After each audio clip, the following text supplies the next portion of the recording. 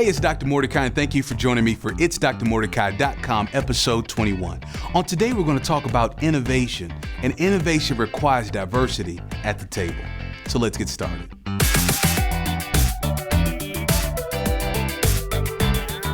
So this one is for all of my decision makers, everyone that has a seat at the table. And for those that have a seat at the table, then you know that I'm talking to you because you understand what that means. Now, for those that don't have a seat at the table, have never heard this before, let me explain.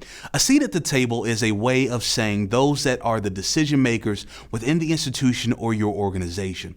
So the topic for discussion on today is innovation, and innovation requires diversity at the table. So let me go back to my educators for a second. And this is real straightforward, simple, to the point. Play it over and over and over again as many times as you need to make sure that you get this. Diversity, innovation. Take a look at your students. Take a look at your student population. Where are they from? What do they look like? What do they sound like? What is their background? Now take a look at the decision makers around the table. As we have this conversation about innovation and advancing education and advancing this, that, and the other, you can't forget who you're serving.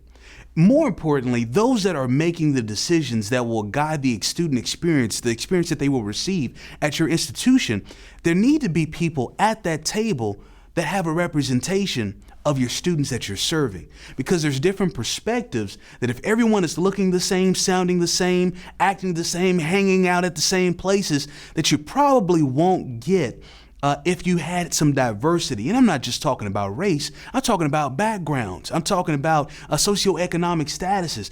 All these different people that have various backgrounds that can truly speak to being able to say, you know what, I understand the students that we serve. And not just the majority of the students that we serve, but every aspect, every population. If you're going to serve your students, truly, then look around the table.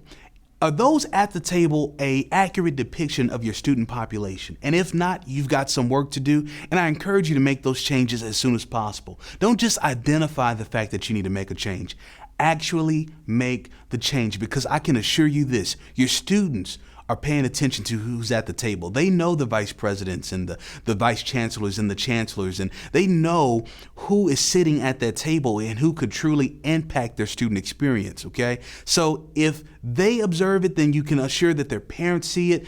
And so again, we shouldn't just take for granted the fact that they've chosen our institution, they chose it for a reason, so let's continue on as we have been, because students are changing, times are changing, so our approach to education and the services that we deliver our students, the experience, should change as well. And that requires diversity at the table. Now, I'm not just talking about race, I'm talking about background, I'm talking about religion. So again, look at your student population, look who's at the table.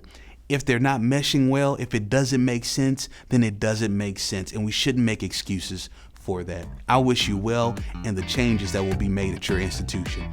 You see my contact information below. I look forward to talking with you soon at itsdrmordecai.com.